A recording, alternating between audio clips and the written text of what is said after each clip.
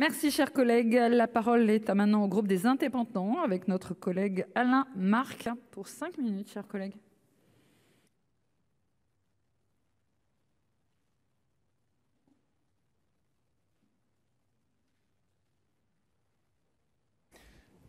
Madame la présidente, madame la secrétaire d'État, madame la ministre, madame la rapporteure, mes chers collègues, lorsqu'on fait face à un problème, c'est une erreur très commune que de confondre la cause et l'effet.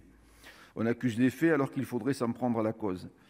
C'est ce qui se produit quand, après qu'une alerte a été donnée, on dénonce celui ou celle qui l'a donnée plutôt qu'on ne s'inquiète du danger qu'elle révèle.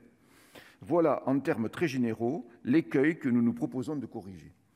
En adoptant aujourd'hui les conclusions de la commission mixte paritaire de 2 textes importants, d'une part la proposition de loi visant à améliorer la protection des lanceurs d'alerte et, d'autre part, la proposition de loi organique visant à renforcer le rôle du défenseur des droits en matière de signalement d'alerte, nous ferons, j'en suis sûr, œuvre utile. Le principe est simple, il s'agit de renforcer le cadre légal de leur protection. Cela concerne tous ceux qui, au sein d'une entreprise, d'une organisation ou même d'une administration, prennent leur courage à deux mains, acceptent d'aller au-devant des difficultés, rompent avec la règle d'un collectif au service de l'intérêt général. Le rôle de ces lanceurs d'alerte est crucial dans nos sociétés. Il nous rappelle une forme d'engagement individuel, de dépassement de soi au service d'un intérêt supérieur. Nous devons donc leur offrir un cadre législatif sécurisant, adapté aux problématiques qu'ils peuvent rencontrer au cours de leur démarche.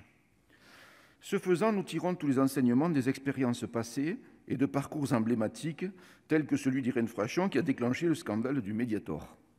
Mais surtout, nous transposons dans notre droit une nouvelle directive européenne. Il s'agit donc de renforcer le cadre prévu par la loi Sapin II, déjà très rigoureux, qui avait fait de la France, et ça vient d'être dit, une référence en matière d'arsenal juridique dans ce domaine. Certaines de ces mesures sont renforcées par les 2 textes que nous adopterons aujourd'hui. Je remarque également que la proposition de loi, dans sa mouture issue de la commission mixte paritaire, va plus loin encore que ce que prévoit la directive européenne. Ainsi, le texte prévoit de protéger les facilitateurs, qui jouent bien souvent un rôle clé dans les démarches entreprises par les lanceurs d'alerte, comme l'exigeait la directive. Cependant, le texte européen se restreignait au cas des personnes physiques, alors que la nouvelle version de notre texte prévoit aussi la protection des facilitateurs sous la forme de personnes morales. À ce propos, je tiens à couper court à une mauvaise idée qui a circulé à propos de ce texte. Vouloir protéger les lanceurs d'alerte, ce n'est pas leur donner un blanc-seing en toutes circonstances, ni encourager à la dénonciation, voire à la délation. C'est poser un cadre clair, où le statut du lanceur d'alerte est mieux défini, où les pratiques de dissuasion ou d'intimidation à son encontre sont mieux caractérisées et plus lourdement sanctionnées, où des points de contact clairement identifiés sont mis en place, où des procédures, enfin, sont explicitées pour sécuriser les démarches sans verser dans l'écueil d'une société où tout serait sans cesse dénoncé. À cet égard, je regrette la suppression de l'article 4 bis proposé à l'initiative du Sénat, qui prévoyait pour les abus en matière de lancement d'alerte le même régime de sanctions que pour les dénonciations calomnieuses, à savoir 5 ans et 45 000 € d'amende. Et il aurait eu le mérite de clarifier les choses et donc d'éviter la délation. De même, certains domaines ont été exclus du lancement d'alerte, la défense nationale, le secret médical et le secret de l'avocat. Ces garde-fous nous paraissent de bon aloi, car les alertes ne doivent pas mettre en danger les citoyens que la loi vise également à protéger.